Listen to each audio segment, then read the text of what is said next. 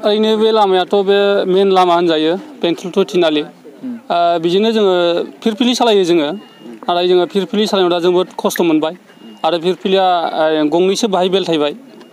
दा बेलथायनानै बोखांनो खस्थ' जाबाय दा बेनिखायनो जों सानो आरो बे लामाया जुदि दाख्लैसो खाम्फा गायसननाय होननानै जों मोनथिदों बे लामाया जाबाय होननानै जोंनो मेनलि दा जोंनो आर्जेन्टआ जाबाय साबवे बे साबवेखौ जोंनि थाखाय माने बानायना होयो मानो होनब्ला जोङो बेजों थांलाय फैलाय जों फिरफिलि सालायो आरो फरायसुलि फरायसुला बेजोंनो थांलाय फैलाय खालामो दा बिनि थाखायनो जों माने थाबैनो बानायना होयोबा जोंनि पाब्लिकनि थाखाय मोजां जागोन होननानै आं सानो आरो दिनैथ' बे दालाङा बायनानै थांबाय बिनि अनगायै नोंथांमोना टाउन फारसे थांनांगौ जायोबा बबे लामाजों नोंथांमोना गिदिंलांनांगौ जायो ओरैनो जोङो दा गारि घरा खारजा हिसाबै जों ओरैनो सारियालिजों थाङो आरो बेजों नङाब्ला जों ओरैहाय दुनाबारिजों थांनाय जायो आरो दा बेहाय जोङो आधा घन्टानि जायगायाव जोङो 1 घन्टा लामा लायो दा जों बे अफिसियेलि थांनायाव जोंहा बुहुद खस्थ' टाइमखौ जों होसोनो हाया जायो आरो दा बे लामा जायोब्ला जोंनि थाखाय माने मस्ट एकदम जोंनि थाखाय मोजां आरोखि साबवे बानायना होयो आङो मिडिया पर्टेल बिथांमोनखौ आं बाहाय नुजाफैनो थाखाय गिबियाव साबायखर बावदों दा बेनो जे जों दिनै नैबे लामायाव जमा जानायनि उद्देश्य दा बे उद्देश्यआनो जाहैबाय जे जोंहा उत्तर दांगियावनि सिङाव थानाय गुरुदेव ब्रह्म बर्डिं फरायसालि दङ दा बे स्कुलाव जोंना जेनाखि गोबां जे फरायसा फरायसुलि जे नैबे लामाजों थांलाय फैलाय जायो दा बेखायनो जे नैबे लामाजों थांलाय फैलाय जानायाव जे जोंनि साफ्रोम फरायसा आरो फरायसुलिफ्रा जोबोद खस्थ' मोनदों दिनै जोंनि फरायसालियाव हाबनाय स्टुडेन्टफ्रा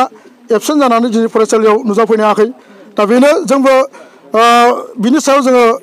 फरायसा आरो फरायसुलिनि सायाव गोख्रों जों माबा खालामनो हायाखै मानो होनबा जे लामायानो थांलाय फैलायनि उसुबिदाबा जों मा खालामनो दा बेखायनो जोङो जाहाथे जोंनि जे फरायसा आरो फरायसुलिफ्रा जे नैबे लामाजोंनो थांनानै जोंनि फरायसालियाव फरायनानै जे रोंगौथि लानो हायो बेखौ जोङो नुहुरदों दा बेनि थाखायनो आङो दिनै आसाम गभर्नमेन्ट आरो बिटिआर गभर्नमेन्ट बेखौ खावलायनो सानदों दिनै जे नैबे लामाखौ बानायाब्ला जे जोंनि फरायसालियाव जे फरायनानै गोबां जे फरायसा फरायसुलिफ्रा मोजां जे पार्सेन्टेज लानानै जौखोन्दो लानानै मेट्रिक आनजादाव उथ्रिनानै पास जालांनो हाबाय दा बेखायनो आसा खालामदों दा इयुनाव जोंनि जे थांखि बे थांखिया जाहैबाय जे जोंनि गुरुदेव ब्रह्म बर्डिं फरायसालियाव मोजां जे गथ'फोरखौ सोलोंथाइ होनानै मोजां शिक्षा होनानै जाहाथे गाव गावनि जे थांखि बायदि जोङो जाफुंसार होनो हायो बे उद्देश्य नाथाय नैबे जे लामाया दिनै बायबाय थांनाय जेनाखि 2020 मायथाइयावनो बे लामाया दालाङा बायनानै गोजावनानै थादों नाथाय बे थांलाय फैलाय जे उसुबिदाया बोसोरबै रानिं जानानै दं नाथाय दिनै आसाम सरकार आरो बिटिआर गभर्नमेन्ट दासिमबो बिनि मावनायनि जे थांखि जों बे लानायखौ जोङो नुवाखै दा बेखायनो दिनै आं खावलायगोन जे आसाम गभर्नमेन्ट आरो बिटिआर गभर्नमेन्ट नोंथांमोना दिनै नैबे जे लामाखौ जाहाथे बानायना होयो आं दिनै बुंनो नागिरदों जे जोंनि फरायसालिनिल' फरायसा फरायसुलिया खस्थ' मोनाखै बाहाय दैमालु गोजौ फरायसालियाव फरायग्रा साफ्रोम फरायसा फरायसुलिफ्राबो खस्थ' मोनदों लोगोसेनो जोंनि साफ्रोम फोरोंगिरि बिथांमोनाबो दिनै खस्थ' मोनदों लोगोसेनो जे नैबे लामाया थिनालिनिफ्राय लानानै थुक्राझार बेनिफ्राय बेंटल बे लामाया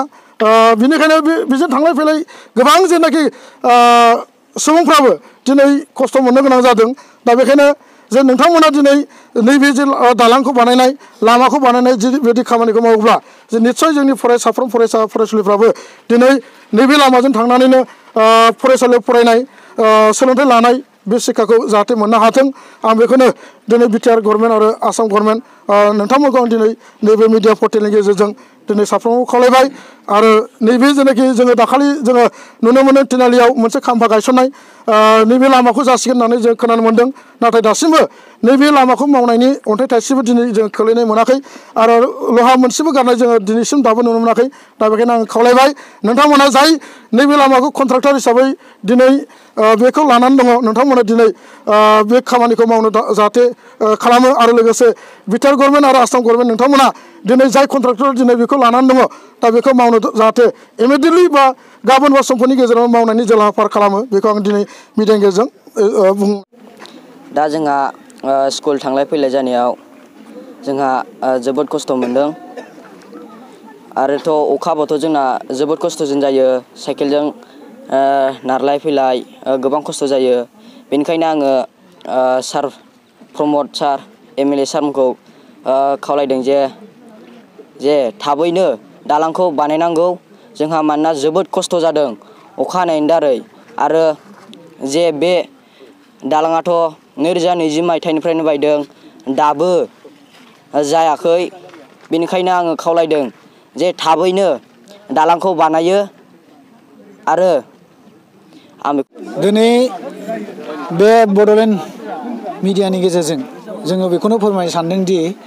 जोंनि बे भुटिनालि टु बेंटल थांनाय बे लामाया दिनैहाय जोबोद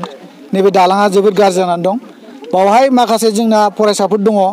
ओरैहाय जोंनि दैमालु हाइ स्कुल आरो एम इ स्कुल दङ बे बाहाय हाबफैयो रानिपुर ओरै बाथाबारिनिफ्राय फैयो बाहाय दिगदार जानानै दं आरो बिनिफ्राय ओरै रानिपुराव मोनसे गुरुदेब ब्रह्म बर्डिं स्कुल दङ बावहाय थांनायाव माखासे फरायसाफोरा जोबोद खस्थ' जानानै थाबाय नैबे दालाङा गुब्रुबाय दैजों बेनिखायनो आं दिनैनि बे मिडियानि गेजेरजों जोंनि बिटिआर गभर्नमेन्टनि जोंनि सिडली समिस्टिनि MLA सार बिथांखौ आं गुरै खावलायहरबाय जाहाथे गोख्रैनो नैबे जोंनि दालाङा भुटिनालि टु रानिपुर बा कलेजाव थांनाय बे बेंटल कलेजाव थांनाय बे दालाङा गोख्रैनो जानांगौ आं मिजिंथिदों बे खम समनि बिथोरावनो बिथांमोनहा जाहाथे इनिसियेटिभ लायो आरो लोगोसे जोंनि